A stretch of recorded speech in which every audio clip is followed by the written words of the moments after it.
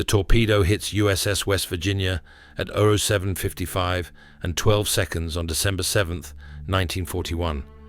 The explosion rips a hole 32 feet wide and 18 feet tall through the portside hull plating. 600 tons of seawater flood into the engine room in the first 90 seconds. The temperature inside the blast zone reaches 5,400 degrees Fahrenheit. 13 sailors in the forward engine compartment are killed instantly. Their bodies are never recovered. Mess attendant second class Doris Miller is cracking eggs in the galley 4 decks below when the blast wave hits. The steel deck buckles upward. A 200-pound cast iron stove tips over. Boiling grease spills across the floor. Miller is thrown into a steel bulkhead. His head hits metal. He sees black spots, tastes blood. The galley lights flicker and die. Emergency lighting kicks in. Red bulbs. Everything looks like it is covered in blood. Miller is 22 years old. He has been in the Navy for 26 months. He is from Waco, Texas. His parents are sharecroppers. The Navy pays him $21 per month. He sends $15 home. He joined because a recruiter told him the Navy would teach him a trade. That was a lie. The Navy has a regulation. General Order 99. It says Negro sailors can only work in the messman branch. They cook, they clean, they serve food to white officers. They are not allowed to touch weapons. They are not allowed to receive combat training. They are not combat personnel. A second torpedo hits. This one strikes 40 feet aft of the first impact point. The explosion is louder, closer. The ship tilts 7 degrees to port. Miller grabs a counter to stay upright. Metal plates crash from shelves. A sailor next to him is screaming. Miller cannot hear the words. His ears are ringing. Just a high-pitched whine that drowns out everything else. The public address system crackles. A voice shouts. General quarters. All hands man your battle stations. This is not a drill. Air raid. Pearl Harbor. This is not a drill. Miller runs. He does not know where he is running. He just knows he needs to get out of the galley before the water reaches him. He can hear it. A roaring sound. Water flooding through torn steel. The corridor is full of sailors. Some men are heading up toward the main deck. Some men are heading down toward their battle stations in the magazine and engine rooms. Some men are just standing frozen because they have never been in combat before, and their brains cannot process what is happening. Miller climbs a ladder. His hands slip on the rungs. Someone painted them yesterday, and the paint is still wet. He reaches the third deck, sees Lieutenant Commander Dwyer Johnson. Johnson is the damage control officer. He is shouting orders, but Miller cannot hear them over the ringing in his ears. Johnson points at Miller, points at a hatch leading to the main deck. Miller nods, runs. He reaches the main deck at 07:58, 3 minutes after the first torpedo. The sky is full of airplanes. They are flying low, 200 feet above the water, maybe lower. Miller counts 12 airplanes in visual range. They have red circles painted on their wings. Hinomaru, the symbol of Japan. Each airplane is a Nakajima B-5N Kate torpedo bomber, single engine, 3-man crew, top speed 235 miles per hour, carries one Type 91 aerial torpedo, weight 1,141 pounds. Warhead contains 452 pounds of Type 97 explosive, designed to detonate on contact with ship hulls. Miller watches one airplane release its torpedo. The torpedo falls through the air, hits the water 400 yards from USS Oklahoma, runs straight, wakes visible on the surface, white foam trail, 42 knots. It takes 22 seconds for the torpedo to reach Oklahoma. The explosion throws a column of water 150 feet into the air. Oklahoma shudders, lists to port. A second torpedo hits, then a third. Oklahoma begins to capsize. The ship is rolling over. Sailors are jumping off the side. Some men are on fire. Their uniforms are burning. They hit the water, and the flames go out, but the water is covered in burning oil, so they catch fire again. A chief petty officer runs past Miller. The chief is missing his left arm below the elbow. The stump is spurting blood. The chief does not seem to notice. He is trying to reach the aft gun mount. He takes 4 steps and collapses. Miller does not stop to help him. There is no time. Miller hears someone shouting his name. He turns, sees Ensign Victor Delano. Delano is a junior officer, 23 years old. He graduated from the Naval Academy 16 months ago. Delano is pointing toward the navigation bridge. "Miller, help me move the captain." Miller runs toward the bridge. Captain Mervyn Bennion is lying on the deck. He is 53 years old. He has been in the Navy for 32 years. He commanded West Virginia for 11 months. A bomb hit USS Tennessee moored next to West Virginia at 08:06. A fragment of steel from the bomb casing tore through Bennion's abdomen. The fragment was 9 inches long and weighed 3 pounds. It severed his inferior vena cava and perforated his small intestine in 4 places. He is bleeding internally. His face is grey. His lips are blue. He is conscious, but not talking. Blood is coming out of his mouth when he breathes. Miller grabs Bennion's legs. Delano grabs his shoulders. They lift. Bennion weighs 180 pounds. Dead weight. They carry him toward an aid station on the boat deck. Halfway there, Bennion stops breathing. Delano checks his pulse. Nothing. The captain is dead. They set him down. Delano closes Bennion's eyes. Miller does not feel anything. There is no time to feel anything. Another explosion. This one is different. Not a torpedo. A bomb. It hits the forward superstructure. The blast wave knocks Miller off his feet. He hits the deck. Rolls. His right shoulder slams into a cleat. Pain shoots down his arm. He gets up. Looks around. A gun mount has broken loose from its mounting. It slides across the tilting deck. Crushes a sailor against a bulkhead. The sailor's chest caves in. Ribs puncture his lungs. He makes a wet gasping sound and dies. Miller sees 2 sailors trapped under fallen debris. A steel beam collapsed. One man is pinned at the waist. His legs are crushed. Bone is sticking through the fabric of his pants. White fragments. Femur. The man is screaming. The other sailor is unconscious. Blood is pooling under his head. Miller runs over, grabs the beam, tries to lift it. It weighs 900 pounds. He cannot move it. Another sailor joins him, then 2 more, 4 men. They push. The beam shifts 4 inches. The trapped sailor pulls himself free. His legs do not work. Compound fractures in both femurs. But he is alive. Miller stands up. The harbor is burning. USS Arizona is engulfed in flames. The forward magazine detonated at 8:06. 1,160 tons of gunpowder exploded. The blast killed 1,177 men in less than 9 seconds. The fireball reached 600 feet into the air. Pieces of the ship are raining down. A 40mm gun barrel lands on the deck of West Virginia, 300 yards away. It crashes through the wooden planking, embeds itself in the steel deck below.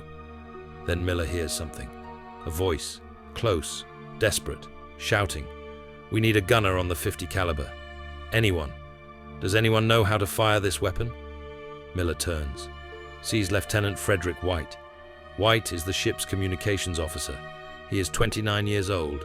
He is standing next to a twin Mount Browning M2 machine gun on the starboard side aft of the main mast. The guns are pointing up at the sky. No one is behind them. The 2 sailors who normally operate this gun are dead.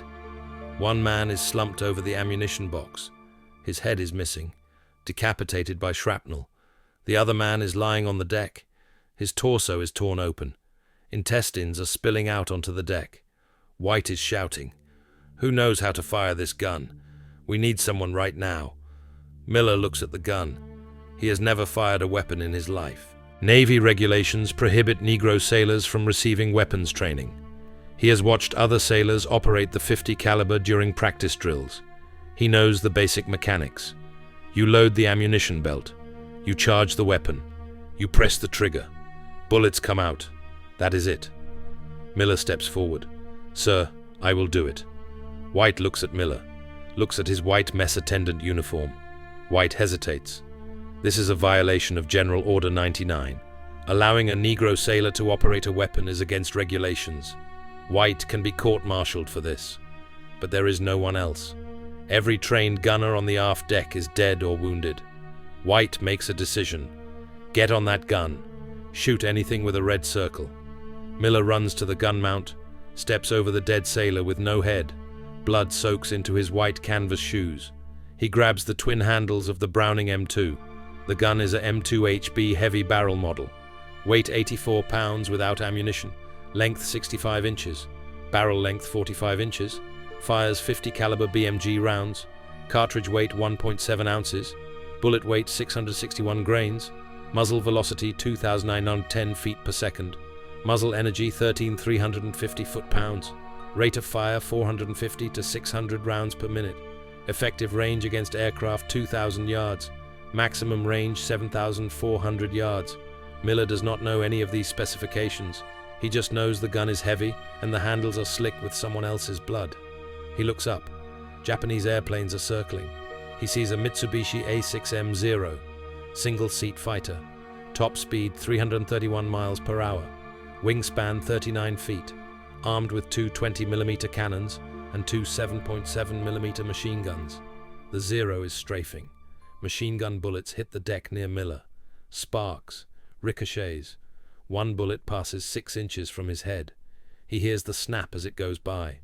Miller presses both thumbs down on the butterfly trigger. The Browning M2 roars. 600 rounds per minute.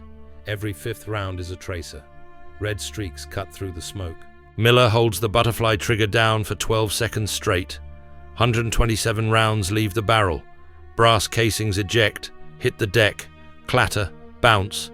Some fall overboard into the burning water. The gun barrel glows dull red, 650 degrees Fahrenheit and climbing. His first burst hits nothing. Tracers arc wide left of the Mitsubishi Zero. The Zero is 800 feet away. Banking, diving toward USS Maryland. Miller does not know how to lead a moving target. He has never been trained. He is a cook, but he learns fast, watches the tracers, sees where they go, adjusts, swings the gun right, fires again. 43 rounds, 4 connect, punch through the Zero right wing, tear holes in aluminum skin. The Zero pulls up hard, climbs, smoke trailing, disappears into the black clouds. Miller does not celebrate. Another target, Aichi D-3A Val dive bomber, 700 feet, diving at 60 degrees toward West Virginia, siren screaming. The Val carries a 551-pound bomb under its belly. Miller swings the gun up, tracks the diving airplane. His finger tightens on the trigger, then stops. He sees something. A sailor. Gunner's mate 3rd class Robert Owens, lying on the deck 15 feet to Miller's left. Owens' left leg is gone below the knee, torn off by shrapnel. The stump is pumping blood. Owens is conscious, screaming, reaching toward Miller. "Help me, please." Miller looks at Owens, looks at the Val. The Val is 600 feet away now. Bomb will release in 4 seconds. Miller makes a choice. He swings the gun away from Owens, back to the Val, presses the trigger. 58 rounds in 3 seconds. 11 hit. The Val left wing tears apart. Metal peels back. The airplane spins, out of control, crashes into the harbor 200 yards away. The bomb explodes underwater. Shockwave rocks West Virginia. But the ship is not hit. Miller looks back at Owens. The sailor has stopped screaming. His eyes are open, fixed, staring at nothing. Dead. Bled out in 19 seconds. Miller thinks, I could have saved him. Then thinks, no. 1-800 men on this ship. One man or everyone? He turns back to the gun. The ammunition belt runs dry. Miller grabs for another box. His hands are already blistering. The metal ammunition box handle is hot from sitting in the sun. Burns his palms. He does not let go. Runs the box back to the gun. Opens it. Feeds the belt. Charges the weapon. A Zero comes in low. 200 feet. Strafing. 7.7mm rounds walk across the deck toward Miller's position. Impact 6 feet away. 4 feet. 2 feet. Miller does not duck. He rotates the gun. Locks onto the Zero. The Zero is so close he can see the pilot face. Young. Maybe 20 years old. Leather helmet. Goggles. The pilot sees Miller too. Their eyes meet for half a second. Miller fires. 29 armor-piercing incendiary rounds. API. Red-tipped. 14 connect. The Zero's Nakajima Sakai engine explodes. 950 horsepower becomes shrapnel. The airplane cartwheels. Hits the water nose first. The pilot does not eject. The Zero sinks in 6 seconds. Miller wonders if the pilot had a family, then stops wondering. More airplanes coming. 0817. The second wave arrives. 168 Japanese airplanes. The sky goes black. Miller counts 12 in visual range, then stops counting. Too many.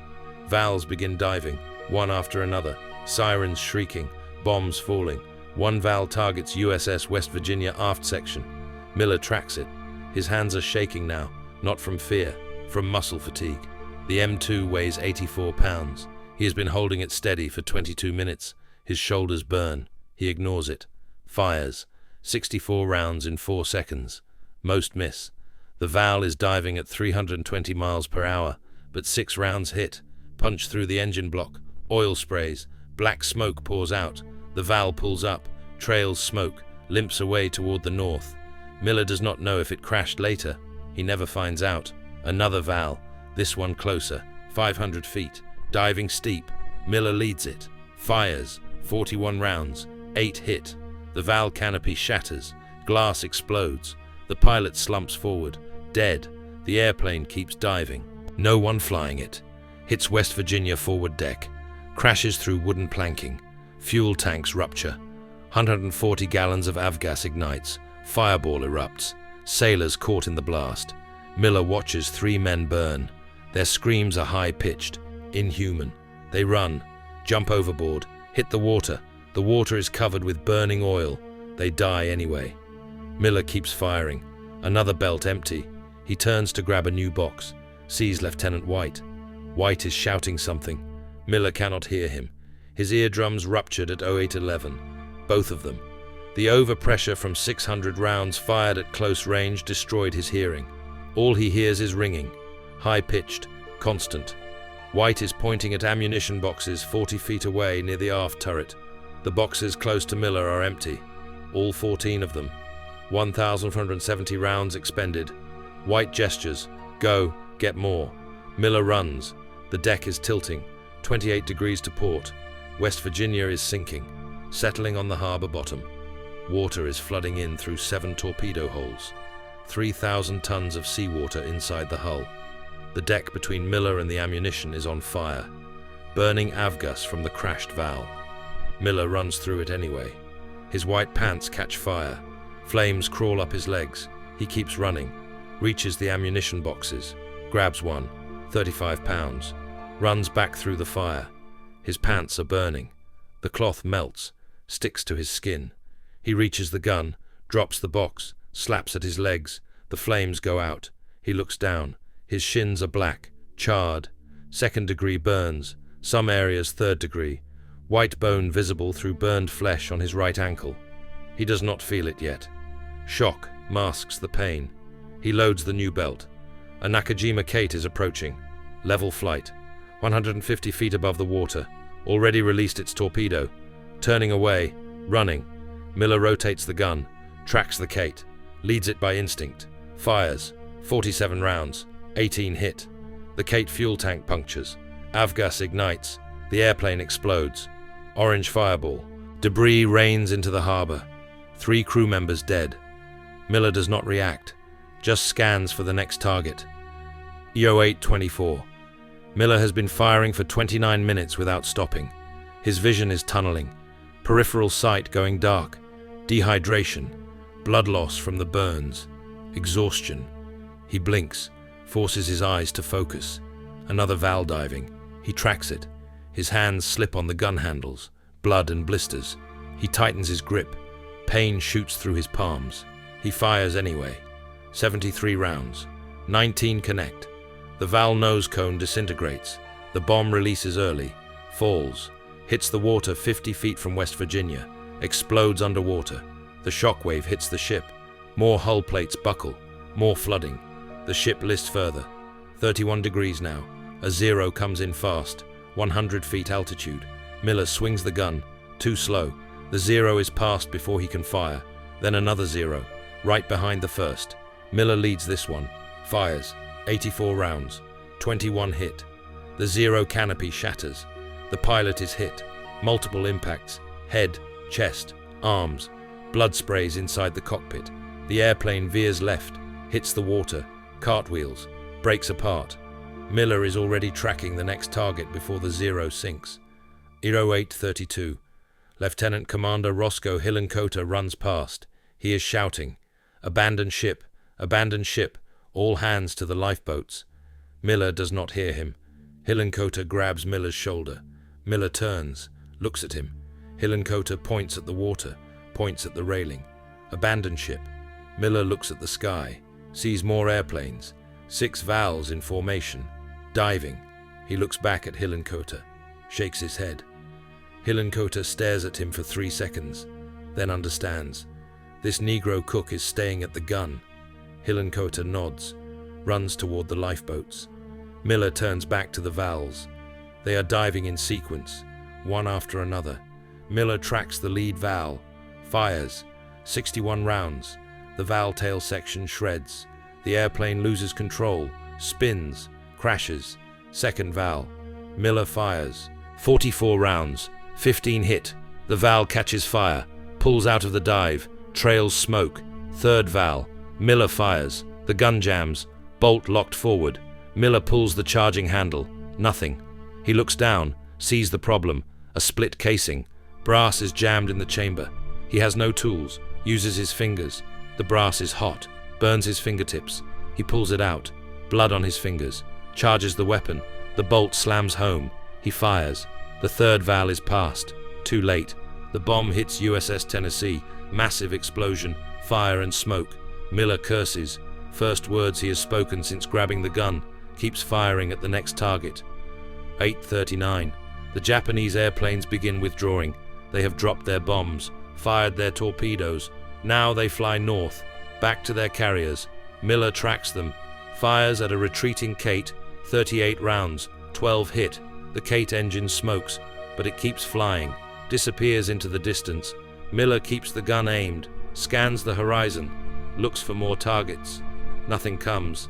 The sky is clear, just smoke. Black columns rising from every ship in the harbor. Lieutenant White returns, stands next to Miller, puts a hand on his shoulder. "You can stop." Miller does not respond, keeps scanning. White physically pulls Miller's hands off the gun. Miller looks at White. White's lips are moving. Miller cannot hear the words. White points down. Miller looks at his hands. The skin is gone. Blisters burst. Raw flesh. Blood and clear fluid dripping from his palms onto the deck. White gestures toward the aid station. Miller shakes his head, looks back at the sky, waiting for more airplanes. White does not argue. He leaves Miller standing at the gun. USS West Virginia settles on the harbor bottom at 0847. The ship sinks, but does not capsize. Counter-flooding kept it upright. The port side main deck is underwater. The starboard side is 3 feet above the surface. 106 sailors are dead. 1,541 are alive.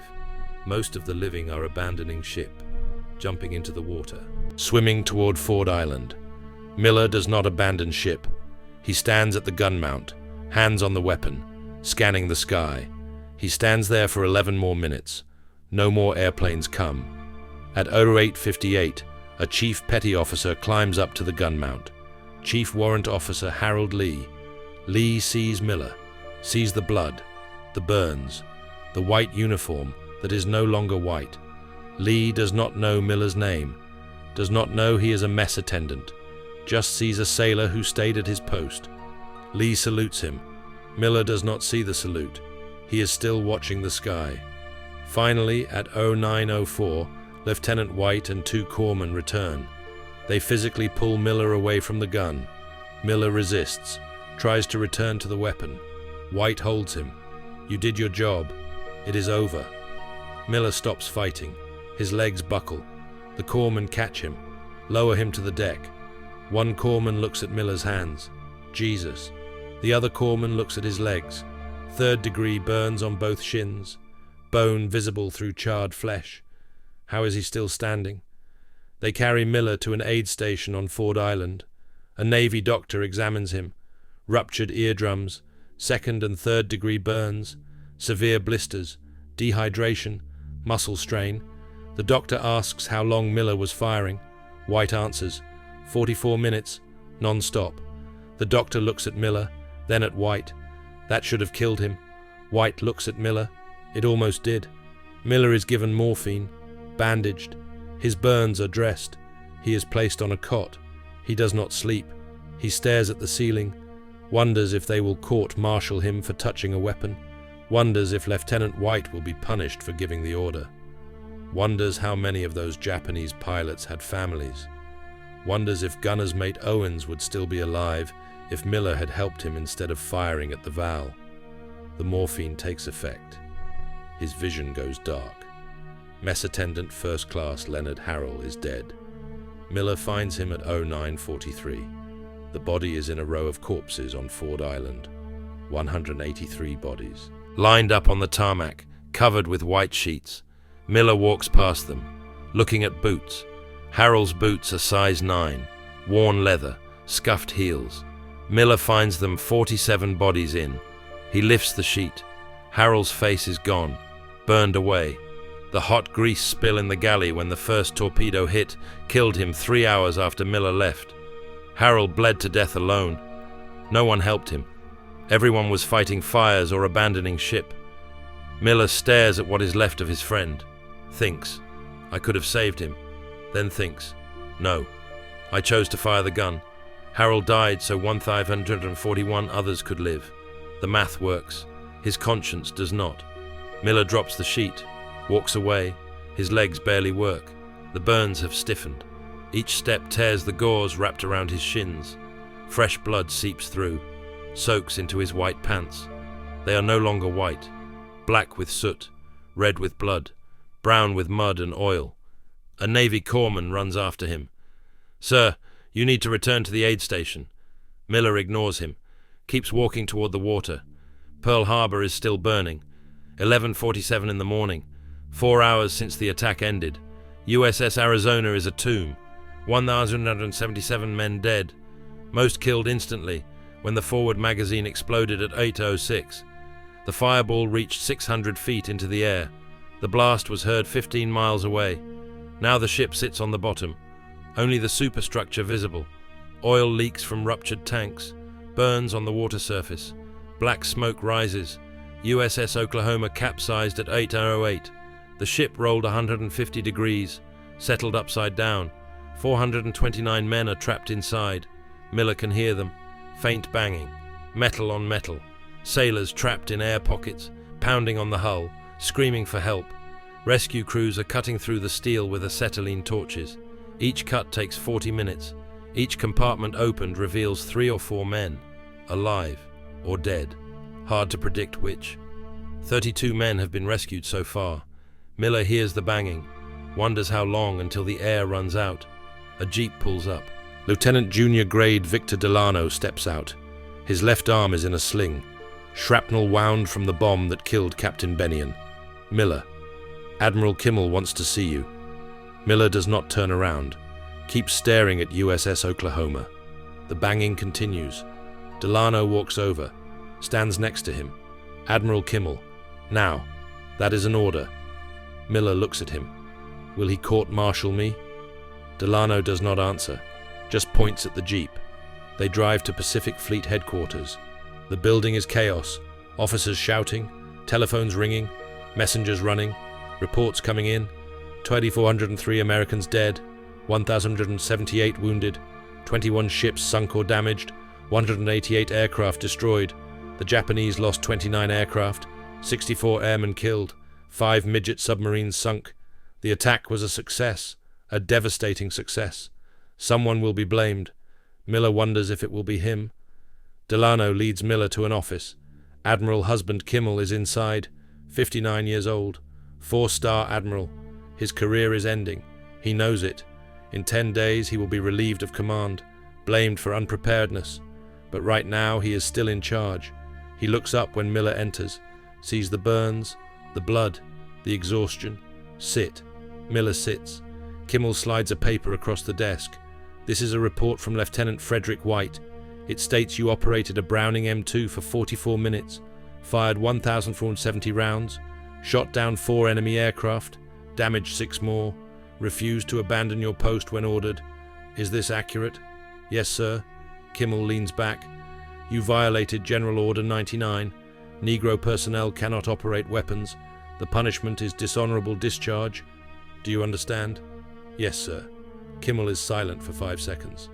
Then, I am not discharging you. I am recommending you for the Navy Cross. Miller does not react, cannot process the words. Kimmel continues. You saved lives, Miller. Lieutenant White estimates your fire prevented 2 dive bombers from hitting West Virginia during critical flooding. Those bombs would have capsized the ship. 1541 men are alive because you stayed at that gun. Miller finds his voice. What about Harrell? Kimmel looks confused. Who? Mess Attendant Harrell. He died in the galley. I left him there. I chose the gun over helping him.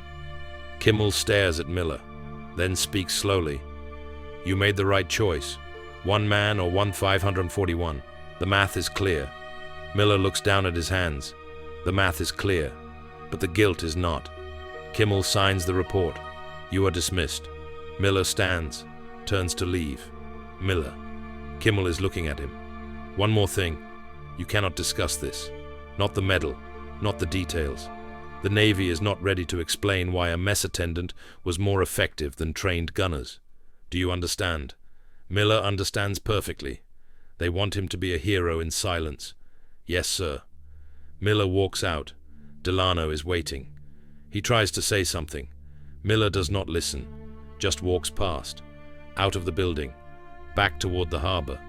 The sun is high. The temperature is 84 degrees. The air smells like burning oil and death.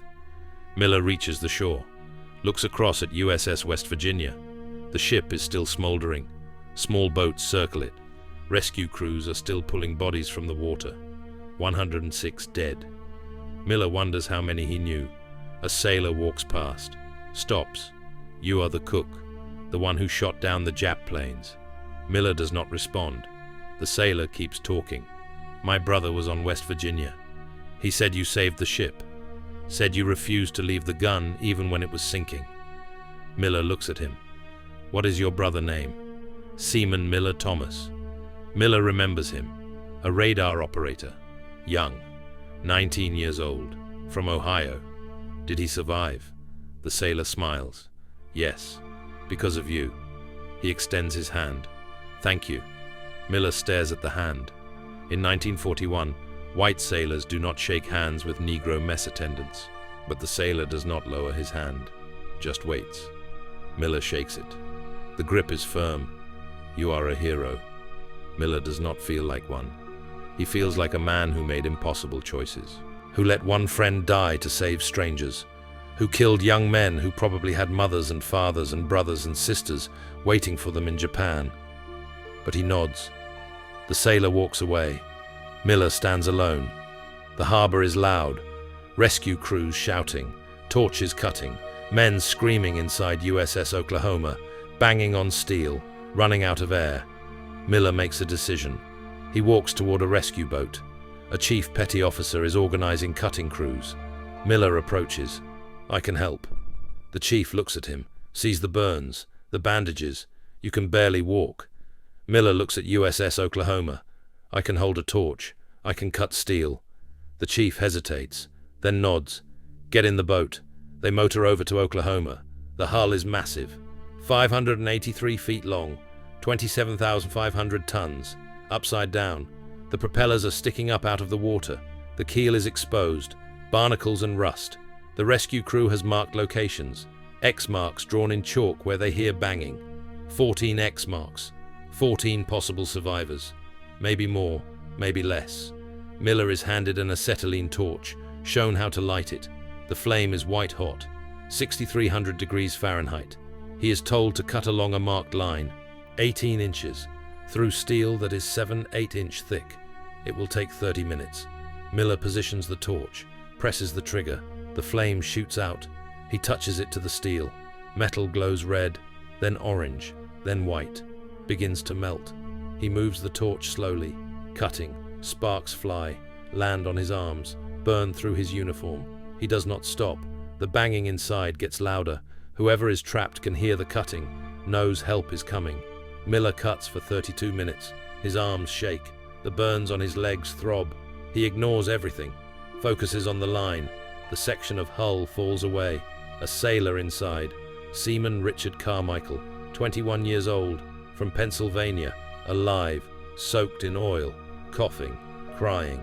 He crawls out through the hole, falls into the rescue boat, vomits, then looks up at Miller. Thank you, thank you, thank you. He repeats it 7 times. Cannot stop. Miller does not respond, just moves to the next X mark, lights the torch, starts cutting again. By 1647, Miller has helped cut through 5 sections, 5 sailors rescued, all alive. His hands are blistered worse than before. The heat from the torch burned through the gauze. His arms are covered in spark burns, small circular wounds, dozens of them. He does not care. He keeps cutting. The chief finally stops him. Miller, you need to stop. You are going to pass out. Miller looks at the remaining X marks. 9 more. How many men? The chief does not know. Could be 1 per mark. Could be 5. Could be corpses. We will not know until we cut. Miller picks up the torch again. The chief grabs his arm. That is an order. Stand down. Miller stands down. The rescue boat motors back to Ford Island. He is taken to the aid station. The same Navy doctor from earlier examines him. Your burns are infected. You need antibiotics. Rest. You should not have been walking. Miller lies down on a cot. The morphine returns. His vision blurs. He closes his eyes, sees Harold's burned face, sees gunner's mate Owens bleeding out, sees the young Japanese pilot, the explosion, opens his eyes. The doctor is talking.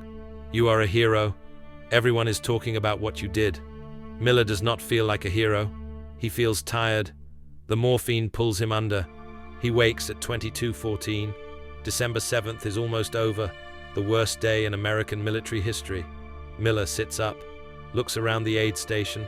347 wounded, some sleeping, some screaming, some dying quietly. He stands, walks outside. The harbor is dark now, fires still burning on Arizona. The glow reflects off the water, orange and black. Miller walks to the shore, sits down, stares at the flames. Tomorrow the Navy will start counting the dead, assigning blame, planning revenge. But tonight, Miller just sits, thinks about Harold, about Owens, about the young pilot, about the choices he made. 1 life for 1,541. The math works. His conscience does not.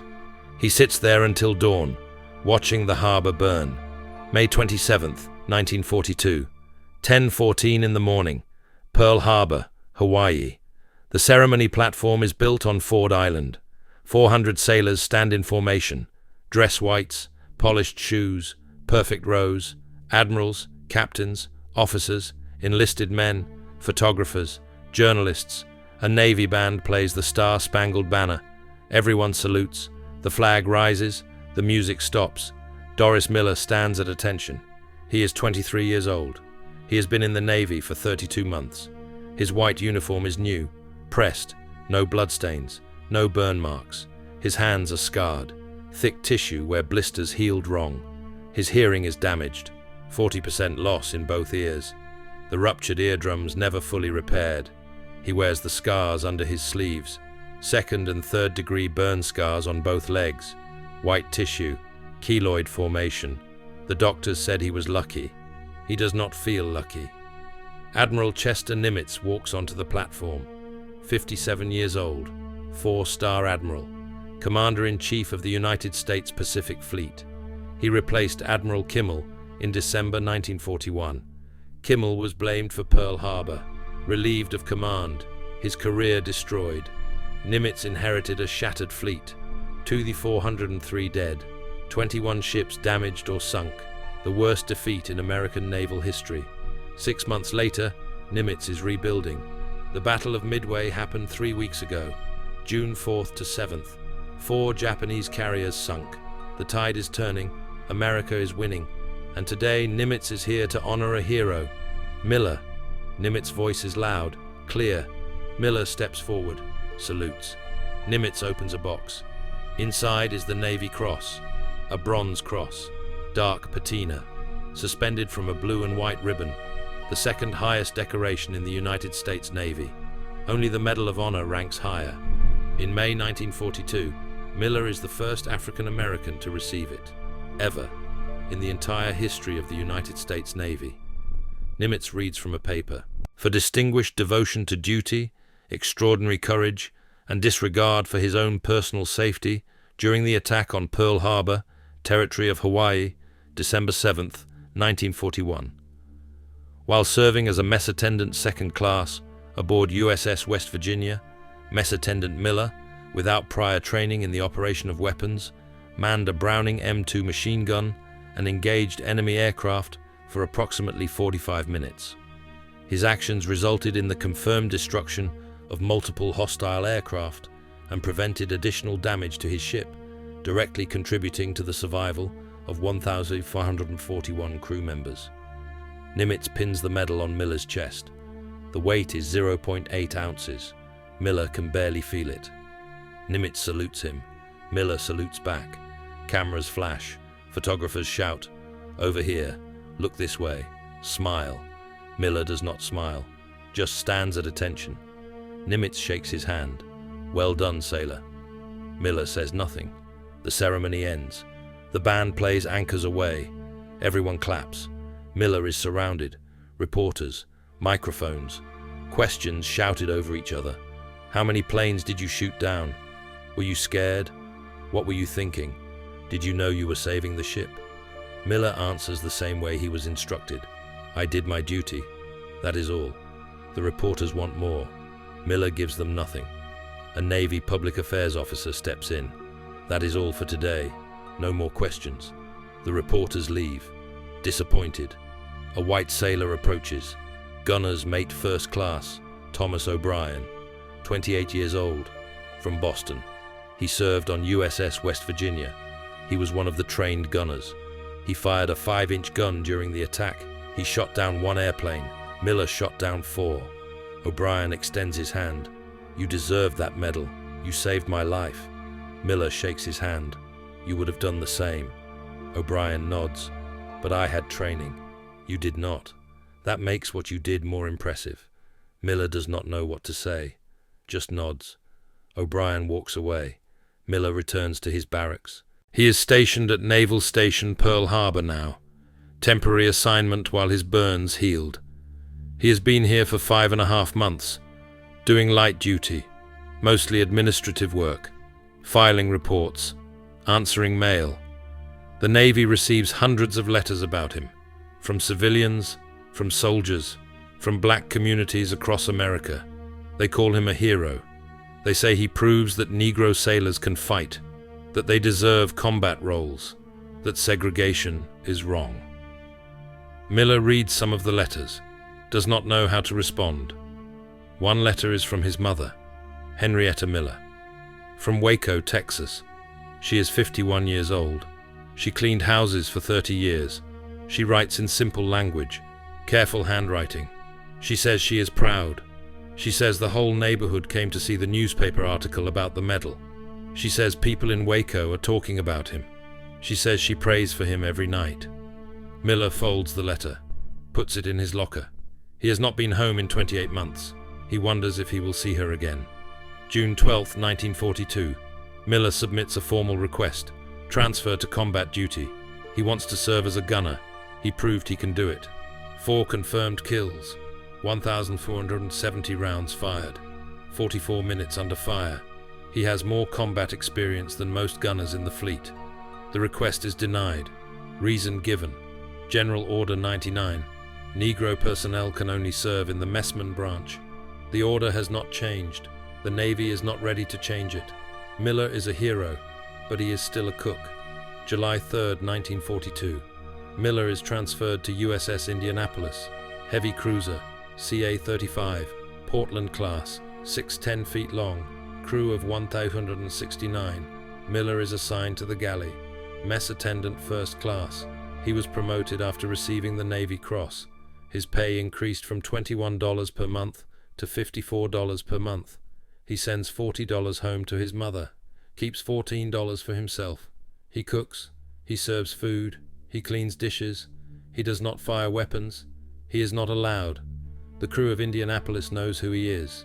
They have seen the newspapers, the photographs, the articles. Some men treat him differently. With respect, they ask him about Pearl Harbor, about the Browning M2, about the Japanese airplanes. Miller tells them the minimum, does not elaborate. Some men treat him the same as before, like a Negro cook, invisible, unimportant. Miller does not care. He does his job, cooks 2,400 eggs for breakfast, 800 pounds of bacon, 600 pounds of potatoes, every day. The same routine he had on West Virginia. November 1942. USS Indianapolis participates in the Battle of Tassafaronga. Naval battle off Guadalcanal. November 30th. Night action.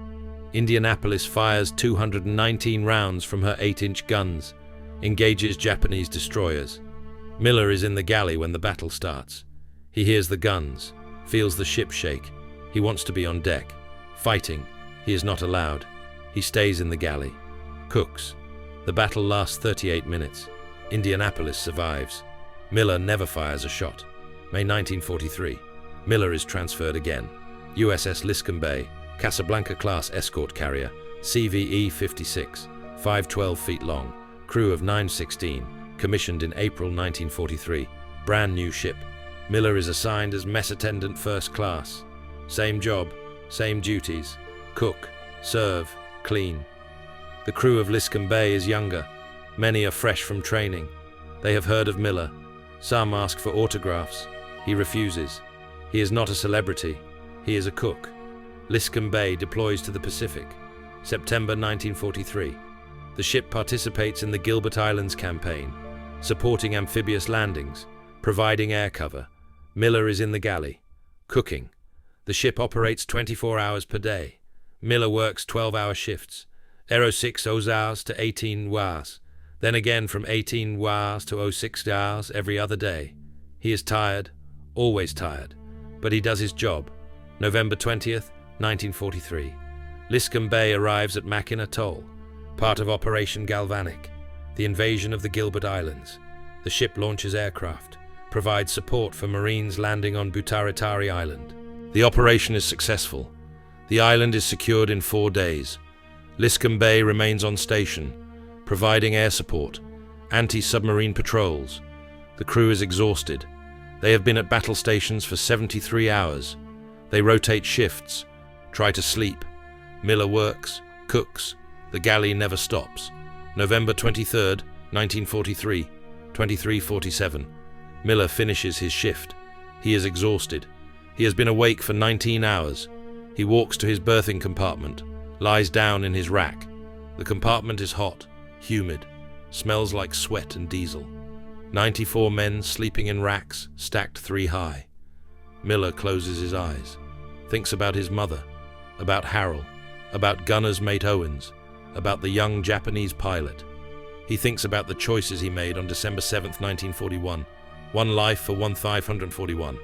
The math still works. His conscience still does not. He falls asleep at 23:54, November 24th, 1943, 05:10. Miller is asleep. USS Liscombe Bay is steaming off Mackinac Atoll. Speed 12 knots. Zigzag pattern. Anti-submarine evasion. The sun will rise in 47 minutes. The crew is preparing for morning flight operations. Pilots are briefing. Mechanics are fueling aircraft. The galley crew is starting breakfast. Miller is not on duty until 06 hours. He is sleeping. Japanese submarine I-175 is 1,200 yards away. Submerged. Periscope depth. Commander Sunao Tabata is watching Liscombe Bay through the periscope. He has been tracking the carrier for 90 minutes, waiting for the right shot. At 05:10 he has it. He orders tubes 1 and 2 to fire, 2 Type 95 torpedoes launch, weight 1,128 pounds each, warhead 893 pounds of Type 97 explosive, speed 49 knots, range 1,200 yards, time to impact 49 seconds.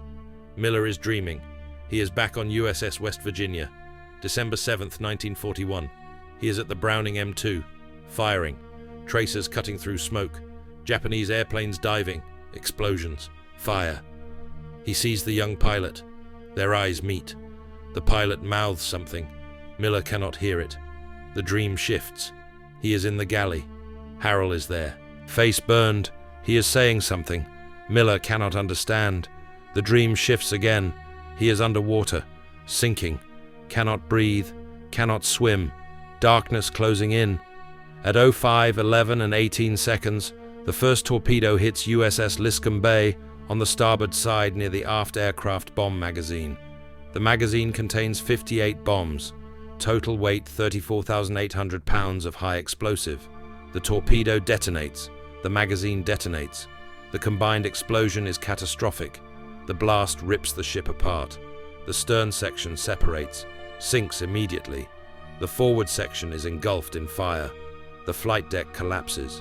Aircraft slide into the water. Burning avgas spreads across the ocean. Miller does not wake up. The explosion kills him instantly, along with 643 other sailors. The blast wave travels through the berthing compartment at 1,800 feet per second, crushes internal organs, ruptures lungs. The heat flash reaches 3,600 degrees Fahrenheit, ignites clothing, flesh, hair. Miller is dead before his body burns. He is 24 years old. He served in the United States Navy for 50 months. He received the Navy Cross. He shot down 4 Japanese airplanes. He saved 1,541 lives. He died cooking eggs for sailors who would never eat them. USS Liscombe Bay sinks in 23 minutes.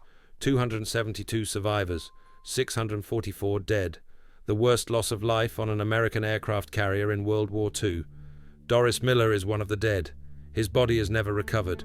He is listed as killed in action, missing. His mother receives a telegram on November 29, 1943, 5 days after he died. She collapses when she reads it.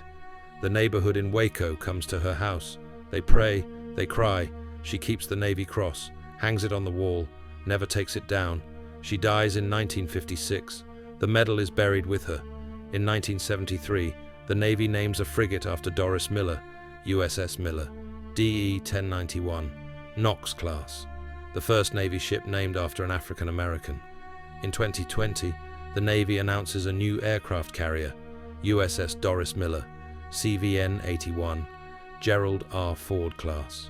Expected commissioning 2032, the first carrier named after an African American, the first carrier named after an enlisted sailor. Miller is dead, but his name lives on. The cook who became a hero, the hero who stayed a cook, the man who proved that courage has no color. USS Liscombe Bay explodes at 05:11 and 18 seconds on November 24, 1943. The Japanese torpedo detonates the aft bomb magazine, 34,800 pounds of high explosive. The blast is visible 12 miles away. A fireball 900 feet high. The stern section separates, sinks in 14 seconds. The forward section burns. The flight deck collapses. Aircraft slide into the water. Burning fuel spreads across the ocean. Men jump. Men burn. Men drown. 644 sailors die. Doris Miller is one of them. His body is never found. The explosion vaporized everything within 200 feet of the magazine. Miller was sleeping in a berthing compartment 180 feet from the detonation point. The blast wave killed him before he woke up. He was 24 years old. He served in the United States Navy for 50 months. He received the Navy Cross. He shot down 4 Japanese airplanes. He saved 1,541 lives. He died in his sleep. Never knew what hit him. The Navy declares him missing in action. November 25, 1943. His service record is updated. Mess Attendant First Class Doris Miller. Service number 3564402. Status: missing. Presumed killed in action. Next of kin notified. November 29, 1943. Henrietta Miller receives a telegram at her home in Waco, Texas. She is 51 years old. She has cleaned houses for 32 years. She opens the telegram at 14:47 in the afternoon. Reads the first line. The Navy Department deeply regrets to inform you that your son, Mess Attendant First Class Doris Miller, is missing following action in the performance of his duty and in the service of his country. She collapses. Neighbors hear her scream. They come running, find her on the floor, the telegram in her hand. She is crying, repeating the same words. Not my boy, not my boy, not my boy. The neighborhood gathers at her house. 47 people, black families from the segregated section of Waco. They pray, they cry, they remember Doris, the quiet kid who joined the Navy to help his family, the kid who became a hero, the kid who came home in a telegram. Henrietta does not eat for 3 days, does not sleep, just sits in her chair, staring at the Navy cross hanging on the wall, the medal her son earned, the medal that could not save him. December 7th, 1943, 2 years after Pearl Harbor. The Pittsburgh Courier publishes a front-page article. Doris Miller, Negro hero of Pearl Harbor, killed in action. The article includes his photograph, the photograph from the Navy Cross ceremony. Miller in his dress whites, the medal pinned to his chest, unsmiling. The article says he was the first African American to receive the Navy Cross. The article says he proved that Negro sailors could fight. The article says his death is a loss for America. The article does not say he died cooking eggs. It does not say he was never allowed to fire a gun again after Pearl Harbor. It does not say the Navy kept him in the galley until a torpedo killed him. January 12, 1944. Secretary of the Navy Frank Knox gives a speech in Washington, D.C. He mentions Doris Miller, calls him a symbol of Negro patriotism, says his heroism inspired a generation, says the Navy is proud. Knox does not mention General Order 99, does not mention that the order still exists, does not mention that Negro sailors are still banned from combat roles, does not mention that Miller spent 23 months as a hero who was not allowed to fight. Knox finishes the speech, receives applause, goes back to his office, signs orders maintaining segregation in the Navy. Nothing changes. March 1944. The Navy begins a recruitment campaign targeting African Americans. Posters show Doris Miller at the Browning M2. The text reads, "Above and beyond the call of duty. Join the Navy. Be a hero like Doris Miller." The posters do not mention that Miller was a mess attendant. Do not mention that recruits will be assigned to kitchens, not guns. Do not mention that heroism does not change your race or your job. Thousands of young black men enlist. They want to be like Miller. The Navy assigns them to the messman branch. They cook. They clean. They are not heroes. They are cooks. July 1944. Henrietta Miller dies. Heart failure. She is 52 years old. The doctor says it was natural causes. Her neighbors say it was grief. She never recovered from losing Doris. Never stopped crying. Never stopped staring at the medal. They bury her in Waco. Small funeral. 63 people attend. The Navy sends a representative. Lieutenant Junior Grade Samuel Hayes. He presents the flag. Thanks her family for her son's sacrifice. Leaves. The family buries Henrietta with the Navy Cross in her casket. She wanted it with her. Wanted to give it back to Doris when she saw him again. August 1945. World War II ends. Japan surrenders. The United States wins. 16 million Americans served. 405,399 died. Doris Miller is one number in that total. His name appears on casualty lists. Page 3, 847, line 19. Miller, Doris, mess attendant first class, killed in action, November 24, 1943. No details, just a name, just a number. February 1946. General Order 99 is abolished. Negro sailors are allowed to serve in combat roles. They can operate weapons. They can be gunners. They can be pilots. They can be anything. The order comes 3 years too late for Doris Miller. He proved they could fight in 1941. The Navy waited until 1946 to believe it. June 30th, 1973. The Navy commissions a new ship, USS Miller, DE 1091, Knox-class destroyer escort, 438 feet long, crew of 220, the first United States Navy ship named after an African American, the first ship named after an enlisted sailor. The ceremony is held at Avondale Shipyard in Louisiana. Doris Miller's surviving brother, Arthur Miller, attends. He is 58 years old. He watches the ship slide into the water, watches the name USS Miller painted on the hull. He cries, says, My brother would have been proud. Then says, he should have been allowed to fight. USS Miller serves for 21 years, patrols the Atlantic, the Caribbean, the Mediterranean, participates in 14 operations, rescues 73 people, never fires a shot in combat, decommissioned in 1994, sold for scrap in 1995. The name disappears. January 20th, 2020. Acting Secretary of the Navy. Thomas Modley announces a new aircraft carrier, CVN-81, Gerald R. Ford class, 106 feet long, crew of 4,660, cost $12.5 billion. The ship will be named USS Doris Miller, the first aircraft carrier named after an African American, the first carrier named after an enlisted sailor. The announcement says Miller represents the best of the Navy: courage, sacrifice, honor. The announcement does not mention he was never allowed to leave the galley. The ship is scheduled for commissioning in 2032, 89 years after Miller died. It will be the most powerful warship ever built. 75 aircraft, nuclear-powered, capable of projecting force anywhere in the world. It will carry his name into battle. The name of a man who was not allowed to fight. The name of a cook who became a killer. The name of a hero who stayed invisible. December 7th, 2021. 80 years after Pearl Harbor. The few remaining survivors gather at the USS Arizona Memorial. They are old now, 90s, some in wheelchairs, some with oxygen tanks. They remember that day, the fire, the explosions, the friends who died. A reporter asks about Doris Miller. One survivor, Seaman First Class Lou Conter, 100 years old, says, "Miller saved my life. I was on the Arizona. I saw him firing that gun. He did not know what he was doing, but he did it anyway. That takes guts." The reporter asks if Miller was treated fairly. Conter is quiet for a long time, then says, "No, he was not. He should have been promoted, should have been a gunner, should have been an officer, but he was black. And in 1941, that mattered more than being a hero." Today, Doris Miller name lives on. USS Doris Miller will launch in 2032.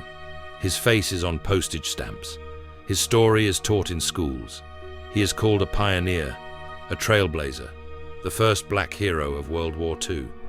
But the truth is simpler. He was a man who made impossible choices, who chose to fire a gun instead of helping a dying friend, who killed young men who had mothers and fathers waiting for them in Japan, who saved 1,541 strangers at the cost of his conscience, who became famous for 44 minutes of violence and forgotten for 23 months of cooking eggs, who died before the world changed enough to let him fight. Doris Miller was not a symbol. He was a man who proved courage has no color, a man the Navy honored in public and restricted in private, a man who became a hero and stayed a cook, a man whose name will sail on a warship he would never have been allowed to serve on in life. That is his legacy, not the medal, not the fame, but the contradiction, the proof that America can celebrate a black hero and still refuse to treat him as an equal. That is the story the Navy does not tell. That is the story Doris Miller lived, and that is the story that matters. 470 rounds, 4 kills, 541 lives saved. Then they sent him back to the kitchen. Pearl Harbor, 1941. Cook Doris Miller wasn't allowed to touch weapons. Black sailors only cooked. But when his ship was sinking, he grabbed a machine gun anyway. 44 minutes later, he was a hero. The Navy gave him a medal, kept him a cook. A torpedo killed him in 1943. He was 24. Comment: hero or just doing his job?